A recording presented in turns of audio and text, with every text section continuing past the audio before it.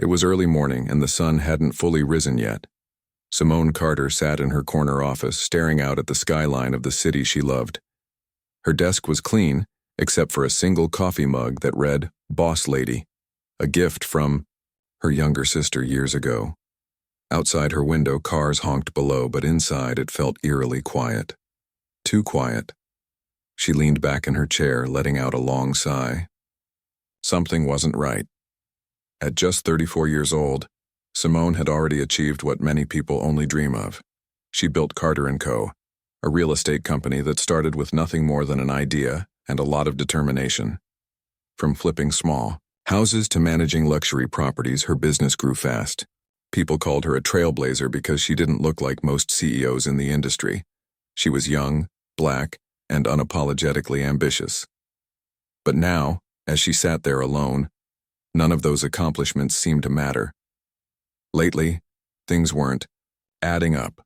Sales numbers were dropping, clients were complaining about poor service, and rumors of internal chaos kept reaching her ears.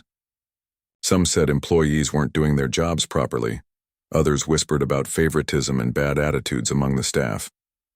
At first, Simone brushed it off. Every growing company has its challenges, right?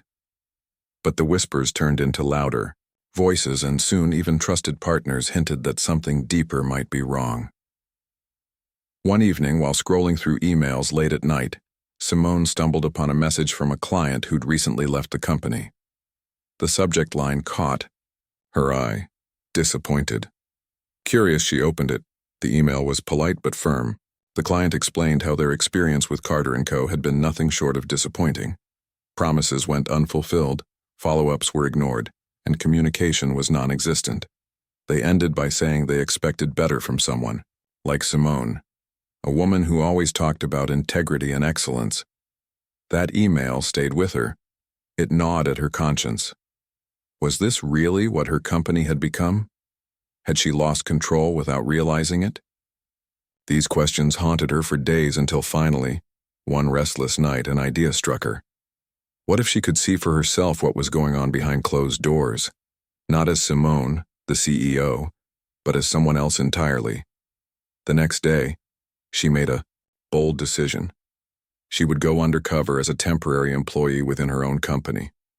No one, not her assistant, not her closest advisors, would know who she really was. For 2 weeks, she'd work alongside her employees, listen to their conversations, and observe their actions firsthand. Only then could she figure out where things had gone so horribly wrong. Simone spent hours planning every detail. She rummaged through her closet, pulling out clothes she hadn't worn in years, loose slacks, plain shirts, and a pair of glasses she rarely used. She practiced changing her posture, softening her voice, and avoiding direct eye contact. The goal was simple: blend in, be invisible, become someone no one would suspect. As she prepared, doubt crept in. What if someone recognized her? What if the truth came out too soon? Worse still, what if she discovered something she couldn't fix? But deep down, she knew she had to do this. If Carter & Co. was truly falling apart, she needed to understand why and take responsibility for fixing it. By the time Monday rolled around, Simone was ready. She took a deep breath before walking into the building, clutching her fake ID badge tightly in her hand. Today, she wasn't the powerful CEO everyone knew. Today, she was simply another face in the crowd, a shy new hire eager to prove herself. Little did she know the next 2 weeks would change everything, for her and for everyone at Carter & Co. Simone walked into the office building that Monday morning, her heart pounding like a drum. She felt strange, almost like she was sneaking into her own house. Her disguise wasn't perfect, but it worked well enough. The oversized glasses hid her sharp features, and her plain clothes made her look less polished than usual. She carried herself differently too, hunching slightly and avoiding eye contact. No one gave her a second glance as she stepped into the elevator with other employees. When she reached the floor where HR had arranged for her to start, a friendly woman greeted her. "Hi there, welcome to Carter & Co.," she said warmly, handing over a folder filled with orientation materials. Simone smiled shyly and nodded, trying not to say too much. She didn't want anyone to recognize her voice. It was distinctive, authoritative, the kind people remembered. Instead, she kept her responses short and soft, letting the woman do most of the talking. Her first assignment was in the sales department. It made sense. Sales were the backbone of any real estate company. As she sat down at a desk near the back of the room, Simone couldn't help but notice the energy, or lack thereof. Some people typed away on their computers while others chatted loudly about weekend plans or gossip. A few glanced at her briefly before going back to whatever they were doing. No one seemed particularly interested in the new hire. By lunchtime, Simone already had her first glimpse of what was really going on. Two men sitting nearby were laughing about how they'd closed a deal earlier that week. At first, their conversation sounded normal, celebrating success, sharing tips. But then it took a turn. One of them leaned closer and lowered his voice, though not low enough to escape Simone's ears. "Yeah, we got lucky this time," he said with a smirk. "The client didn't read the fine print. By the time they realize what hit them, we'll be long gone." Simone froze. Had she heard that correctly? They weren't just bending rules, they were breaking them outright. And worse, they were proud of it. She scribbled a quick note in her notebook, pretending to jot down something unrelated. Her stomach churned. Was this a one-off situation, or was it part of a bigger pattern? Over the next couple of days, Simone rotated between departments, each stop revealing more cracks in the foundation of her company. In marketing, she discovered a group of employees openly copying ideas from competitors' campaigns. When someone pointed out that this could get them into legal trouble, the response was chilling. "Who cares? Nobody checks these things anyway." Another person chimed in saying, "Besides, if it works, why reinvent the wheel?" In property management, things got even worse. One afternoon, Simone overheard a heated argument between two coworkers about maintenance issues.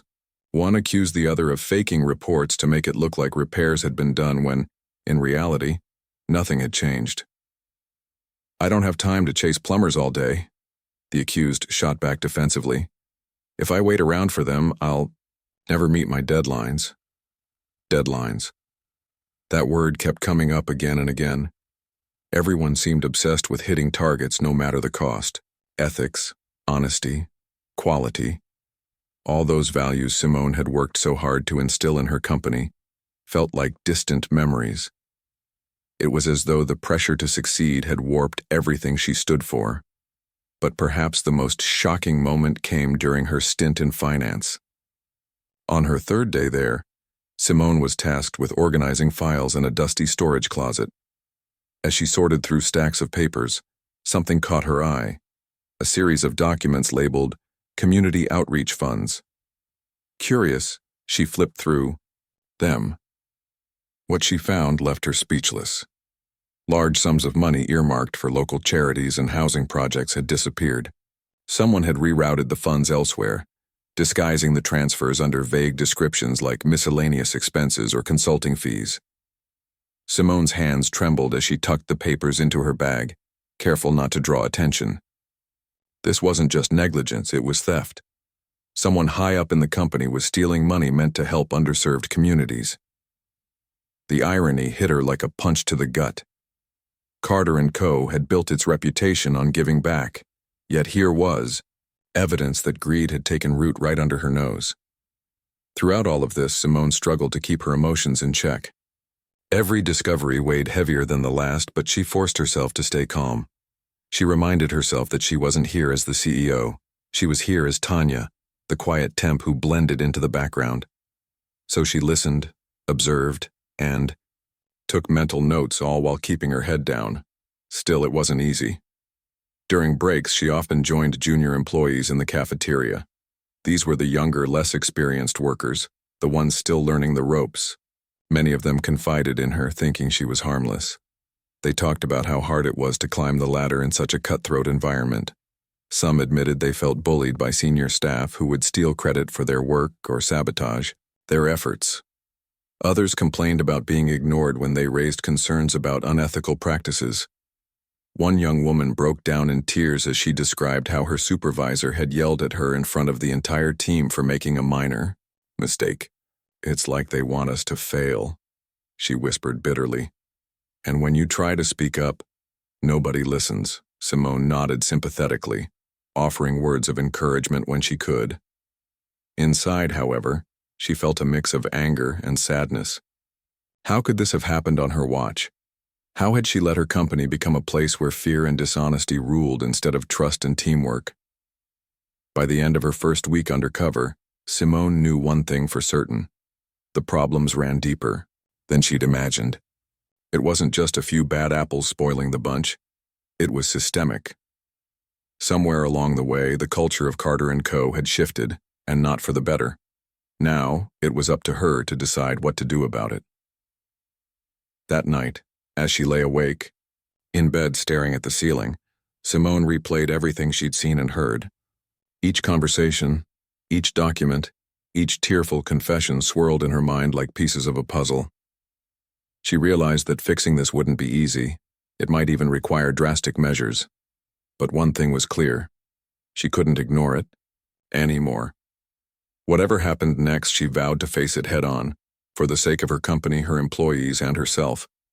By the start of her second week undercover, Simone was beginning to feel like a stranger in her own company. The weight of what she'd uncovered pressed heavily on her chest. Each morning, she woke up dreading what new truths might come to light.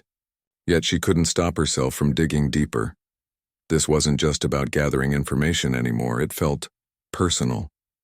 Every dishonest act, every moment of cruelty, every corner cut seemed like a betrayal of everything she had worked so hard to build. On Monday morning, Simone found herself assigned to the customer service department. It was a place she rarely visited as CEO because it didn't directly impact sales or profits. But now, sitting among the phones ringing nonstop and employees typing furiously, she realized how crucial this part of the business really was. Customer service was supposed to be the bridge between clients and the company, the voice that reassured people they were in good hands.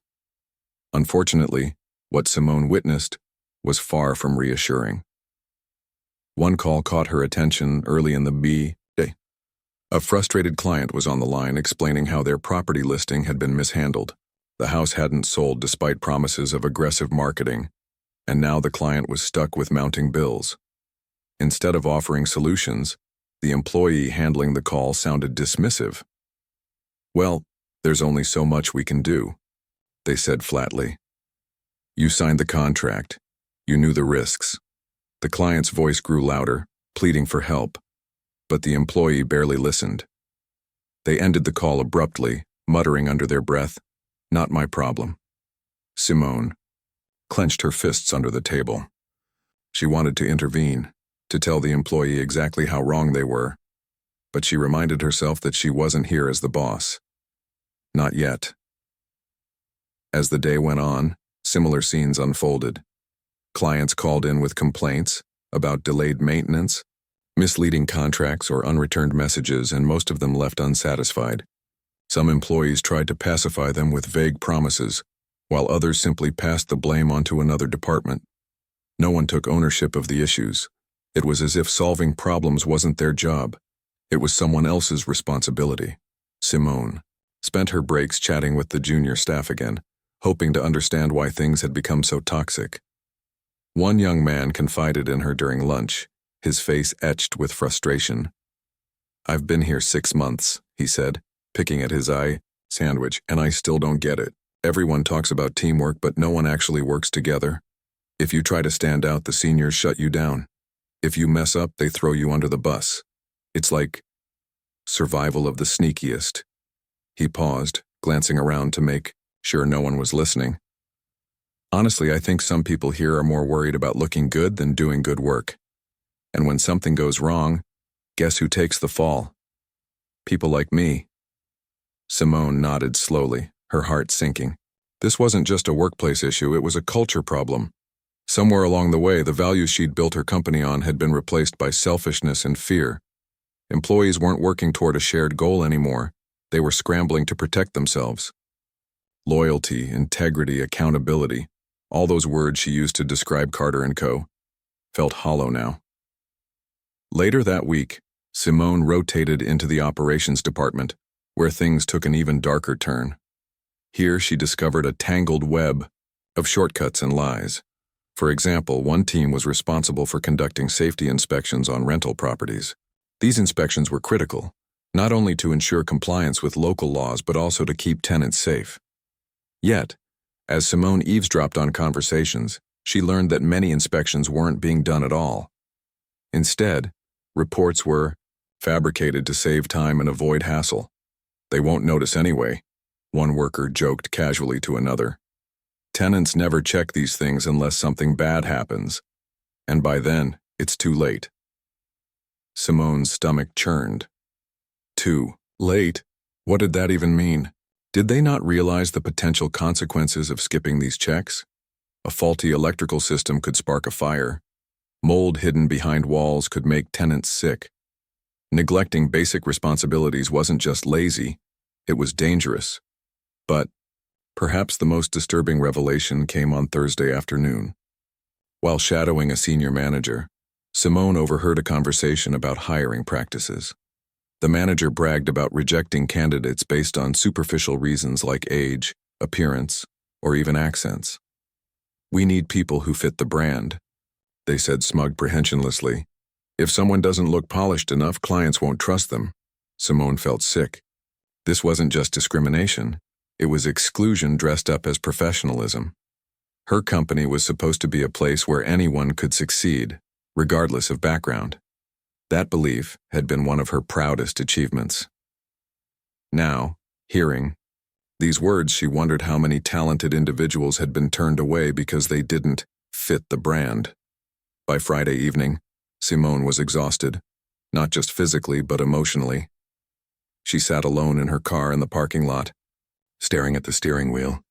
The past 2 weeks had been a whirlwind of discoveries, each one worse than the last.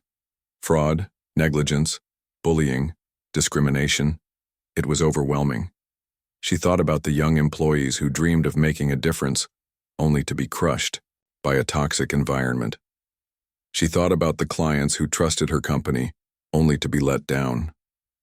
And she thought about herself, the woman who had poured her soul into building something meaningful, only to see it crumbling before her eyes. For a moment, doubt crept in. Could she fix this? Was it even possible to undo years of damage? What if firing the entire staff wasn't enough? What if the rot ran too deep? Then a memory surfaced, a conversation she'd had with her grandmother years ago. Simone had been struggling with a tough decision at the time, unsure whether to take a risky step forward. Her grandmother had looked at her with those wise eyes and said, "Sometimes, child, you have to burn the field to grow better crops." The words echoed in her mind now. Maybe this wasn't just about fixing what was broken, it was about starting over, about clearing away the weeds so something stronger could take root. Simone took a deep breath, feeling a flicker of resolve reignite within her. She couldn't undo the past, but she could shape the future. Starting tomorrow, she would face the music head-on. That night, as she climbed into bed, Simone stared at the ceiling once more. Sleep wouldn't come easily tonight, not after everything she'd seen and heard. But for the first time in weeks, she felt a strange sense of clarity. Whatever happened next, she knew one thing for certain. She wouldn't back down. Carter & Co. was hers to rebuild, and she intended to do it right this time. By the end of her second week undercover, Simone was a woman on edge. She had seen and heard enough to know that drastic action was needed, but she wasn't ready to reveal herself just yet. There were still a few loose threads she wanted to tie up, a few more truths she needed to confirm before making her move. On Friday afternoon, she decided to push further, testing the limits of what people would say in front of Tanya, the quiet temp who blended into the background. Her final assignment for the day was in the finance department again, the place where she'd uncovered evidence of embezzlement earlier in the week. This time, though, she approached things differently. Instead of staying silent and observing, she started asking questions. Casual ones at first, designed to seem innocent. "How does all this funding work?" she asked one of the accountants during a coffee break. "I mean, how do you decide which projects get money and which don't?" The accountant shrugged, sipping his drink. It's complicated, he said vaguely. A lot of it depends on priorities. Some programs are more visible than others. Visible. The word struck a chord with Simone. She pressed gently, pretending to be curious rather than suspicious. What about the community outreach funds? I saw some paperwork about those. Do they fall under visible too? For a split second, the accountant hesitated. Then he laughed nervously. Oh, that stuff? Honestly, most of it's just for show. You know, make the company look good on paper. As long as the numbers add up, no one really cares where the money goes. Simone felt her blood boil, but she kept her expression neutral. So, does that mean some of it doesn't actually go to the communities? She asked softly, tilting her head slightly as if confused. He glanced around to make sure no one was listening, then leaned closer. Look, between you and me, half of it probably ends up somewhere else. But hey, that's above my pay grade. I just crunched the numbers. Above his pay grade. The phrase echoed in Simone's mind. It wasn't the first time she'd heard someone use it as an excuse to avoid responsibility. People loved pointing fingers upward, claiming they were just following orders. But who was giving those orders? And why hadn't anyone stopped them? Later that afternoon, Simone found herself sitting near a group of senior staff members during a team meeting. They were discussing upcoming projects, tossing ideas back and forth like they were playing catch. At first glance, everything seemed normal, until the conversation turned to bonuses. One of the managers casually mentioned raising their own performance payouts while cutting costs elsewhere. We can always trim the fat from customer service or maintenance, he suggested. No one will notice. No one will care. Another chimed in, laughing. Besides, it's not like we're hurting anyone important. Simone's jaw tightened. Important. That word lingered in her mind long after the meeting ended. Who exactly did they consider important? Certainly not the clients whose homes sat neglected, not the tenants living in unsafe conditions, and definitely not the junior employees struggling to keep their heads above water. To these people, importance seemed to be measured by power and profit, not by humanity. As the workday came to a close, Simone stayed late, pretending to finish filing papers. In reality, she was gathering her thoughts, piecing together everything she'd learned over the past 2 weeks. Fraud, negligence, discrimination, bullying, it all painted a grim picture of her company. But there was something else beneath. The surface, fear. Fear of failure, fear of accountability, fear of being replaced. It was this fear that had driven people to cut corners, lie, and cheat, to protect themselves at any cost. When the office finally emptied out, Simone locked herself in a quiet conference room. Pulling out her notebook, she began writing furiously, listing every incident, every conversation, every piece of evidence she'd gathered. By the time she finished, her handwriting covered nearly 10 pages. Reading it back, she realized just how much damage had been done and how far-reaching the consequences could be. But even as anger burned inside her, Simone forced herself to think strategically. Firing everyone might feel satisfying in the moment, but it wouldn't solve the root problem. The culture of Carter & Cohen needed to change completely, and that meant starting from scratch. Saturday morning arrived, and Simone woke up early, her mind racing. She spent hours pacing her apartment, rehearsing what she would say to her employees when the time came. She knew the announcement wouldn't be easy for them or for her. Many of these people had been with the company for years. Some were friends. Others were mentors who had helped her along the way. Letting them go would hurt, but keeping them would hurt even more. Her company's future depended on tough decisions, and she was determined to make them. By Sunday evening, Simone had drafted a plan. First, she would call an emergency meeting on Monday morning, revealing her true identity and explaining everything she'd uncovered. She wouldn't sugarcoat it. Honesty was the only way forward. Next, she would deliver the verdict. Effective immediately, the entire staff, from senior executives to interns, would be terminated. Harsh? Yes. Necessary? Absolutely. There would be exceptions, of course.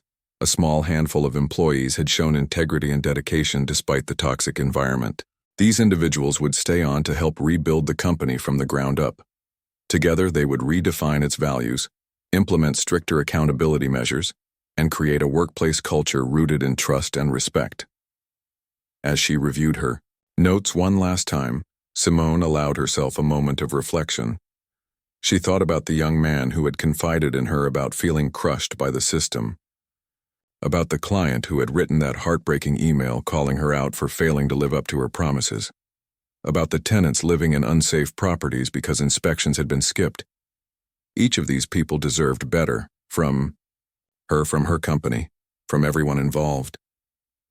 Monday morning came quickly and Simone arrived at the office dressed sharply in her signature navy suit. Gone was the timid temp. In her place stood the confident CEO. As employees filed into the conference room for the unexpected meeting, confusion rippled through the crowd. Whispers filled the air.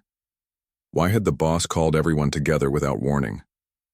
When the room fell silent, Simone stepped forward, her expression unreadable. For a moment, she simply looked at the faces staring back at her, young and old, experienced and inexperienced, hopeful and jaded. Then she began to speak.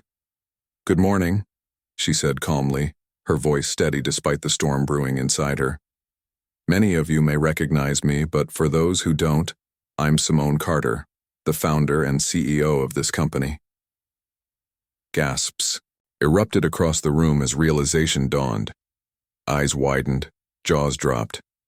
No one had suspected that the quiet temp was actually their boss. Simone let the shock settle before continuing. "Over the past 2 weeks, I've been working alongside you, listening, observing, and learning. What I discovered has left me deeply disappointed and concerned." Her tone hardened slightly as she recounted specific incidents of fraud, negligence, and discrimination. She didn't mince words, naming behaviors and attitudes that violated the core principles of Carter & Co. By the time she finished speaking, the room was deathly quiet. Some employees looked ashamed, others defensive, but none dared interrupt. Finally, Simone delivered her verdict. Effective immediately, the entire staff was fired. The only exceptions were a select few who had demonstrated loyalty and integrity. They would remain to help rebuild the company.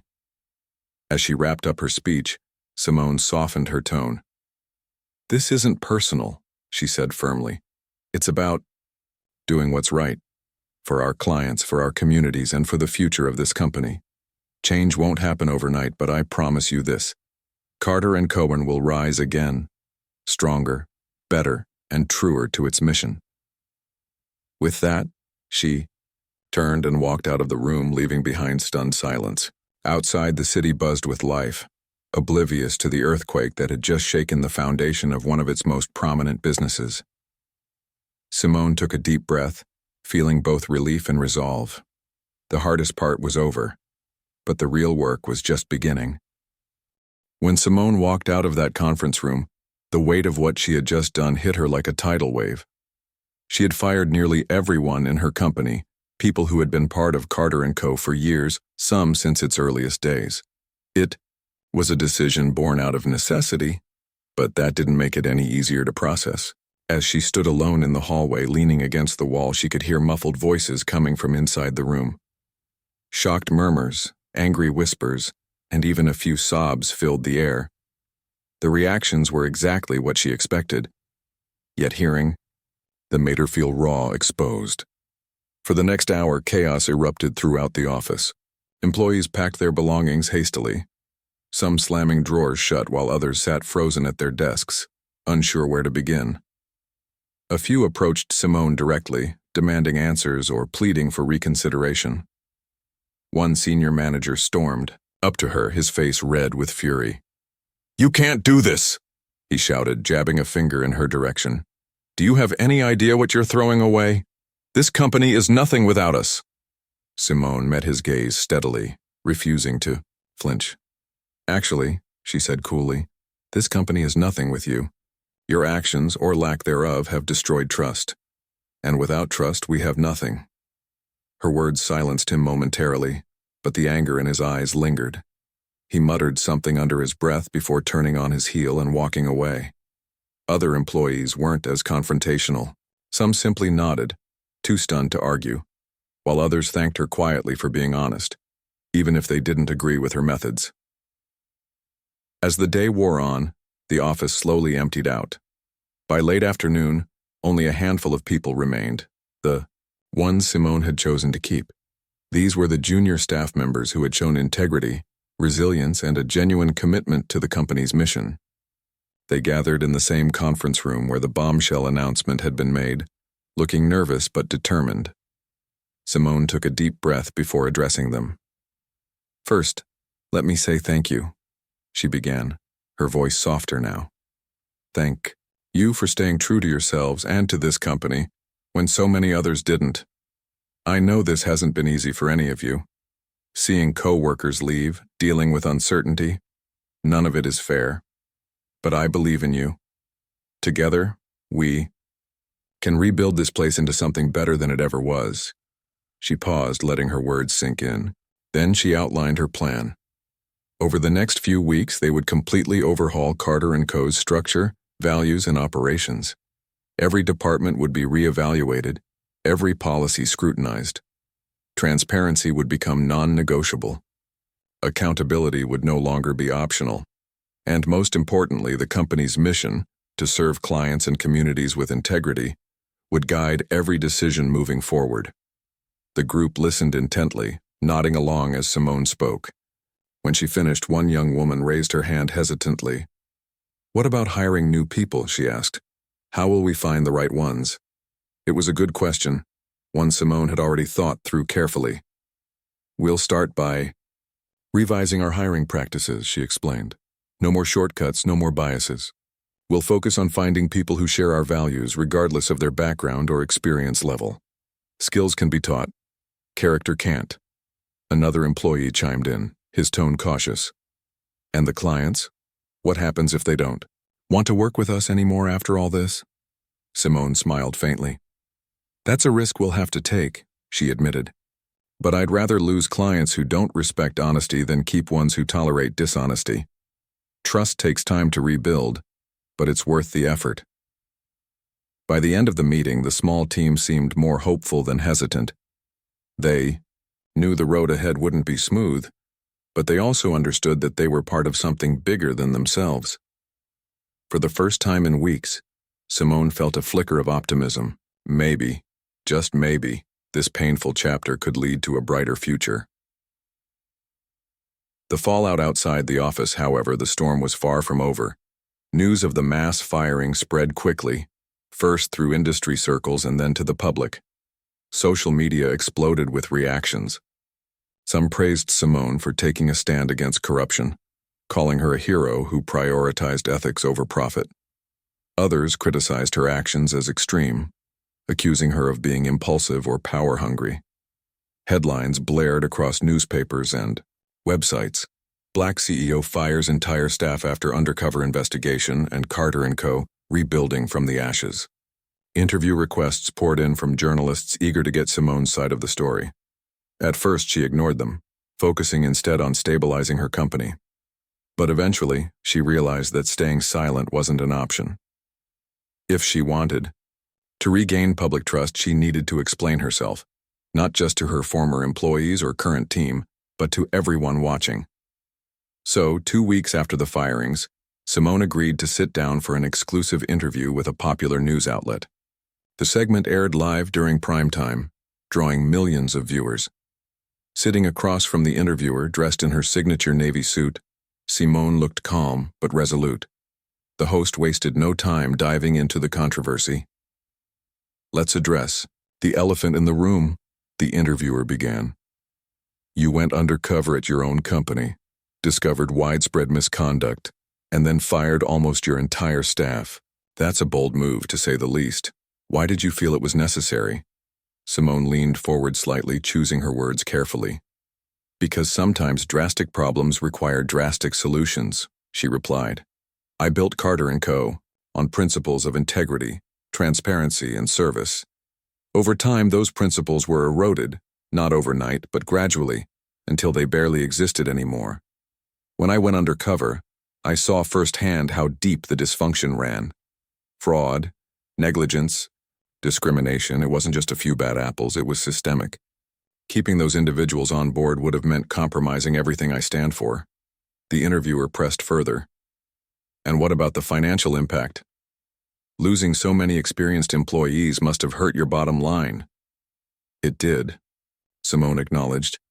But money isn't the measure of success here.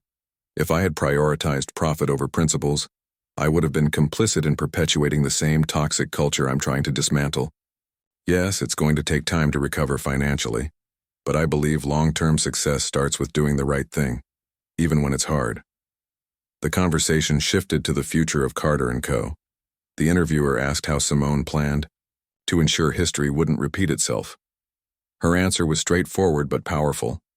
Accountability. From now on, every decision will be made with transparency and integrity at the forefront, she said firmly. We're implementing strict oversight measures, revamping training programs, and creating channels for employees to report issues without fear of retaliation. Mistakes will still happen, that's inevitable, but ignoring them won't be tolerated. By the end of the interview, Simone's message was clear. Rebuilding trust wouldn't be easy, but it was essential. Viewers responded with mixed emotions. Some applauded her courage, sharing stories of their own experiences with unethical workplaces. Others remained skeptical, questioning whether her drastic approach was truly justified. Regardless of opinions, one thing was undeniable. Simone Carter had sparked a national conversation about leadership, ethics, and corporate responsibility. Rebuilding begins back at the office. Simone rolled up her sleeves and got to work. With her small team by her side, she tackled each challenge methodically. First, they reviewed every client contract, identifying areas where promises had been broken and finding ways to make amends. Next, they reached out to community organizations that had been promised funding but never received it, apologizing sincerely and committing to follow through this time. Hiring new employees proved challenging but rewarding. Instead of relying solely on resumes, Simone introduced a series of behavioral interviews designed to assess candidates' values and problem-solving skills. She also partnered with local nonprofits to recruit talent from underserved communities, ensuring diversity and inclusion weren't just buzzwords, but integral parts of the company's DNA. Slowly but surely, progress became visible. Clients who had initially left returned, impressed by the changes they saw. New hires brought fresh energy and ideas, revitalizing departments that had once stagnated. Even former employees who had initially been bitter about their dismissals began reaching out to express admiration for Simone's determination to set things right. One evening, months after the firings, Simone found herself sitting in her office late at night. The city lights twinkled outside her window, casting a warm glow across her desk. For the first time in a long while, she felt a sense of peace. The journey ahead was still uncertain, but she knew she was heading in the right direction. Carter & Co. wasn't perfect, not yet, but it was becoming something real, something honest, something worthy of the trust people placed in it. And for Simone, that was enough. 12 months had passed since the day Simone Carter made the toughest decision of her career. The memory of that chaotic morning still lingered in her mind, but it no longer felt like a heavy burden. Instead, it served as a reminder of how far she and her company had come. Sitting in her office on a crisp autumn afternoon, Simone flipped through the latest quarterly report. The numbers told a story of resilience and growth, record profits, increased client satisfaction, and a surge in community engagement initiatives. But for Simone, the real victory wasn't written in spreadsheets or charts. It was etched in the faces of her employees and the trust they were rebuilding with clients and communities. The transformation hadn't happened overnight. In fact, the first few months after the mass firing were some of the hardest days Simone had ever faced. Clients left in droves, taking their business elsewhere. Competitors circled like vultures, eager to capitalize on Carter & Co.'s struggles. Even loyal partners questioned whether the company could survive such a drastic upheaval. But Simone refused to give up. She knew that rebuilding wasn't just about surviving. It was about thriving in a way that aligned with her values. One of the biggest challenges was earning back public trust. After the firings became headline news, people were quick to judge. Some called her heartless, others labeled her reckless. Social media buzzed with heated debates, and not all comments were kind. But Simone didn't shy away from criticism. Instead, she leaned into it, using every opportunity to explain her vision for the future. She gave interviews, wrote op-eds, and even hosted town hall meetings where anyone could ask questions. Her message was consistent. Mistakes had been made, but accountability and transparency would guide the path forward. Slowly, people began to listen. One turning point came when a former client shared their experience on social media. They posted a heartfelt message thanking Simone for personally reaching out to resolve an issue that had gone ignored under the old management. "I almost walked away from Carter & Co., but I'm glad I didn't," the post read. "This isn't the same company anymore. They actually care now." That single post went viral, sparking a wave of renewed interest in the company. Other clients followed suit, sharing similar stories of positive changes they'd noticed. Internally, the shift was equally profound. With a fresh team in place, Simone worked tirelessly to foster a culture of collaboration and mutual respect. Gone were the days of toxic competition and fear-based leadership.